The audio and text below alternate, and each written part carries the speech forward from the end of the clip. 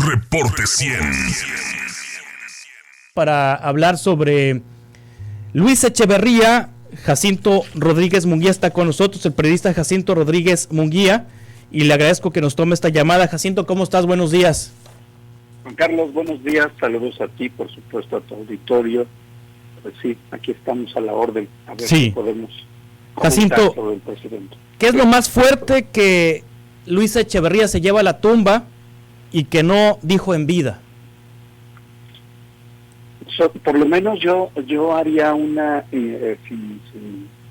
intentando no ser reduccionista, pero creo que del 68, por ejemplo, una información que todavía espero que en algún momento podamos por ahí localizar, los investigadores, los periodistas que sigan trabajando esto, pues es las grabaciones, la filmación que se hizo, de la cual hay suficiente documentación de que fue ordenada, o por lo menos pasó por sus oficinas, él como secretario de Gobernación, y que se estuvo grabando durante muchas horas. Hay algunas cuestiones técnicas que también demuestran que no era posible que hubiera grabado tan noche, los tiempos, los horarios, la luz, etcétera, pero que esa es una información que hasta donde entiendo tuvo que ver con él, supo de ese material, y que después se diluye, ¿no? En este universo de información sobre el caso 68, la masacre del 2 de octubre,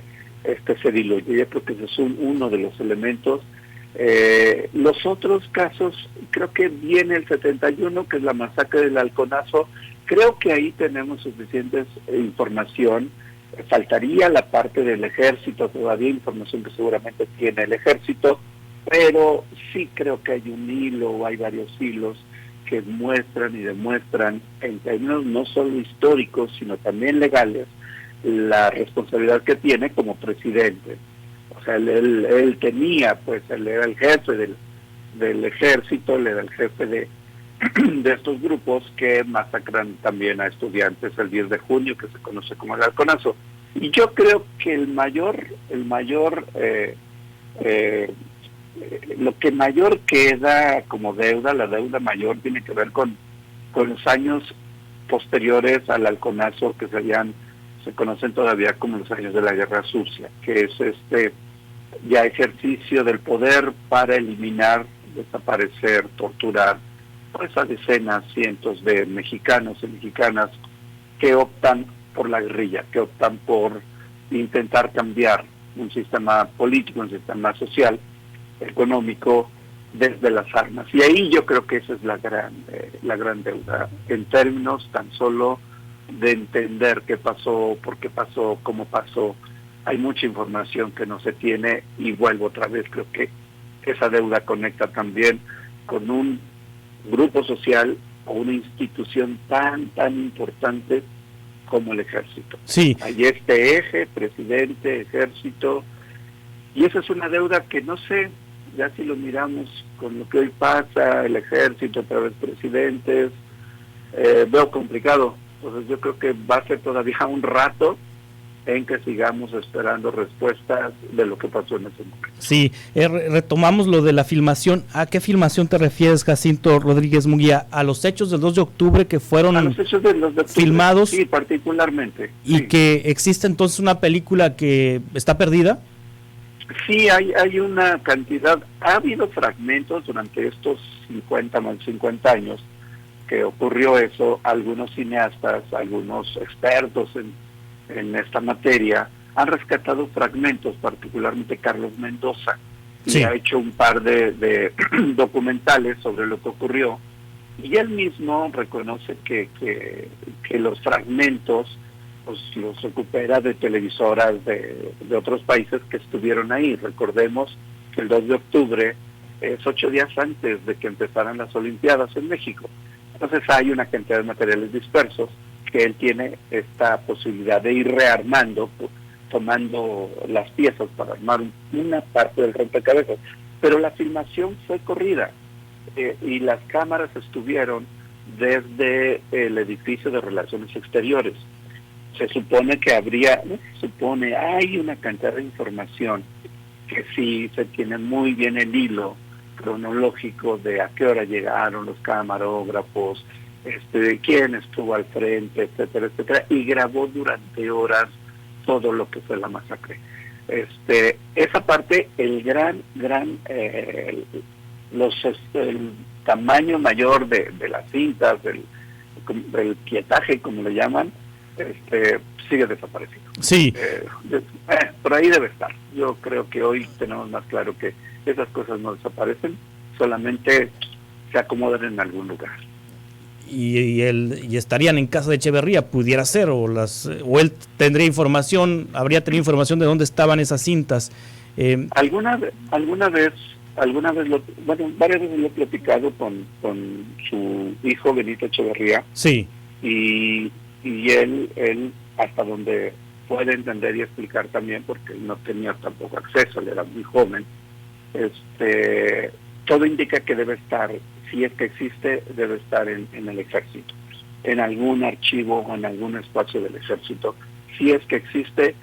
La otra es que también era usual que pues, se lo llevaban, y sí, ese nivel de información puede haberse no perdido, sino que esté en un lugar donde no imaginamos, y como ocurre con la historia, con los archivos, por ahí en algún momento aparecen y bueno, pues sí, veremos cuál es la ruta que siguió. De ahí el funeral tan escueto, de tantos ausentes, tan privado que tuvo Luis Echeverría.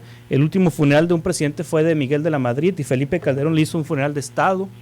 Antes José López Portillo murió en medio de los escándalos, no tuvo funeral de Estado en la administración de Vicente Fox, pero sí a sus funerales acudieron expresidentes y políticos importantes del PRI. Pero en el funeral de Luis Echeverría, muy escueto, muy solo, muy ausente de personajes. Sí. Yo creo que era predecible. Sí. Creo que era predecible que se ocurriera.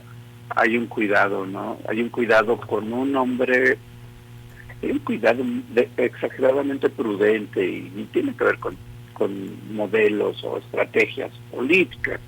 Cuando yo creo que si a algo le debe, en términos de modelos de ejercicio de poder, le debe este gobierno, es al gobierno de Echeverría, y no en una conexión simplona, no es Echeverría, no lo es, pero sí hay elementos, muchos elementos que conectan con los modelos de ejercicio de poder, más que con cualquier otro, y ahí es donde yo creo que hay una deuda de conocimiento para que no caigamos en el discurso fácil o en la descalificación del otro lado contra este tipo de elementos. Pero el modelo Echeverría de ejercicio de poder deja grandes lecciones, y creo que en términos de poder es injusto el trato que se le da por el legado que deja para el ejercicio del poder.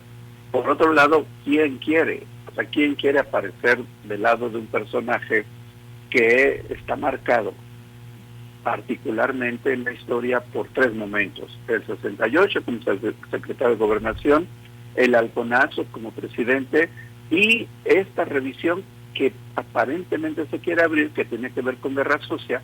Y ahí vemos otra vez el papel del ejército hace unos días, en un discurso, que también se reconozcan a los caídos en esa época, etcétera, etcétera. Entonces, son momentos incómodos. Ahí es donde yo creo que encaja muy bien esta idea muy popular de que la historia es incómoda. Sí. ¿Quién se quiere ver con él? Y bueno, pareciera, a Echeverría le encantaban los símbolos, ¿no? Este manejo de símbolos yo creo que vuelve a ser, irónicamente vuelve o termina con una carga simbólica, todo este silencio, esta ausencia de gente. Y era un hombre que le encantaban las masas, pero así, desbordar el Zócalo, las calles cuando llegaba de viaje, no, sí, inimaginable ahora, pero esas masas, esa gente llenando los Zócalos, no estuvo. Sí. Y yo creo que eso es parte de un gran símbolo, de un final, de un cierre, de un personaje inmenso en muchos sentidos como fue Echeverría. Sí, finalmente Jacinto Rodríguez Munguía, Luis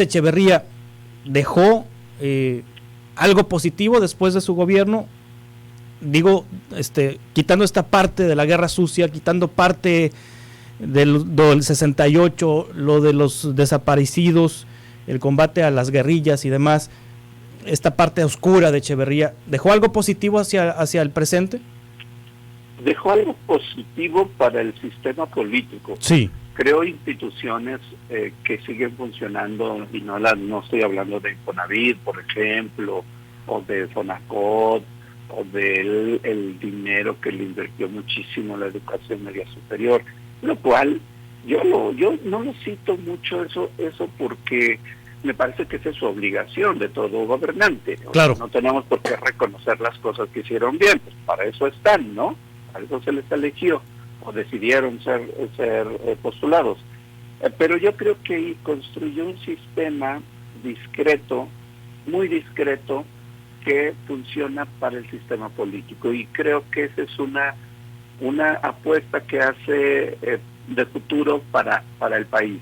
Las instituciones siguen funcionando particularmente para unas reglas de impunidad no escritas, y creo que eso sí es muy, muy de esa época. Recordemos a Daniel Cosío Villegas hablando de este estilo particular de gobernar, que va acompañado de instituciones, particularmente las de justicia, que hacen imposible que se juzgue, se procese a todos los personajes que tienen alguna gran responsabilidad, por ejemplo, sobre violaciones a derechos humanos. Esa es una gran aportación, y lo digo porque eso es lo que hace posible un país también, o sea, es México. Sí. Si lo comparamos con otros países, no encaja. Viendo a México, es una gran aportación, y quizá eso es lo que hace funcionar un poquito a este país. Es irónico, es extraño, pero es un modelo muy único, y creo que sí se estrena o tiene una consolidación con el gobierno, con el sexenio de Luis Echeverría. Jacinto Rodríguez Munguía, muchas gracias como siempre por tu generosidad de aceptarnos estas conversaciones. Hombre, al contrario, Juan Carlos, un abrazo y saludos a tu auditorio. Hasta pronto. Es Jacinto Rodríguez Munguía,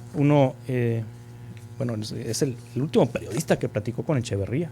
Reporte 100.